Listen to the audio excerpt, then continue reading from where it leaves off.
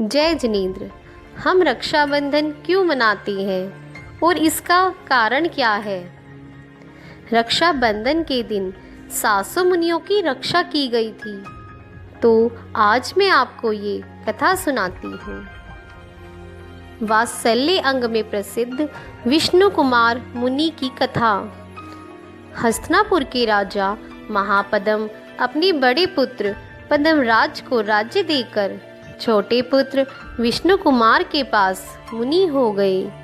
राजा पद्म के 4 मंत्री थे, बलि, बृहस्पति, नमूची और प्रहलाद। किसी समय इन्होंने शत्रु राजा को जीतकर राजा पद्म से वर प्राप्त किया था और उसे धरोहर रूप में राजा के पास रख दिया था। एक समय अकंपनाचार्य 700 मुनियों के साथ वहां आकर बगीचे में ठहर गए।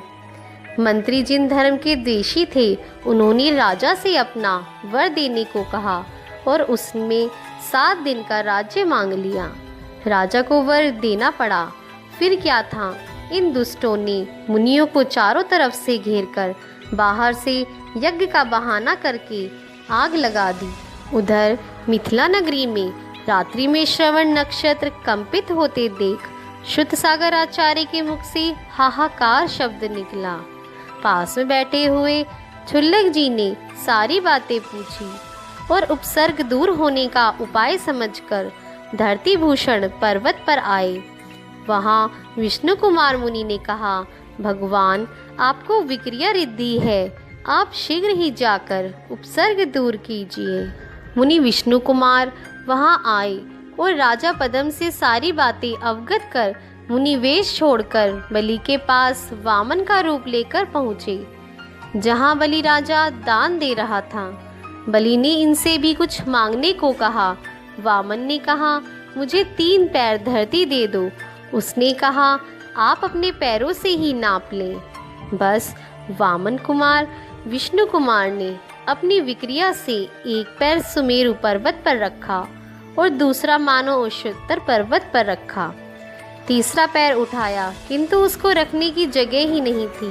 इतने में सर्वत्र हाहाकार मच गया। पृथ्वी कांप गई। देवों के विमान परस्पर में टकरा गए। चारों तरफ से क्षमा करो, क्षमा करो, क्षमा करो ऐसी आवाज आने लगी। देवों ने आकर बलि को बांधकर विष्णु कुमार मुनि की पूजा की और 700 मुनियों का उपसर्ग दूर किया।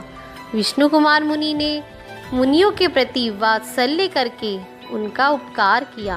अंत में जाकर प्रायश्चित आदि लेकर अपनी आत्मा का कल्याण कर लिया।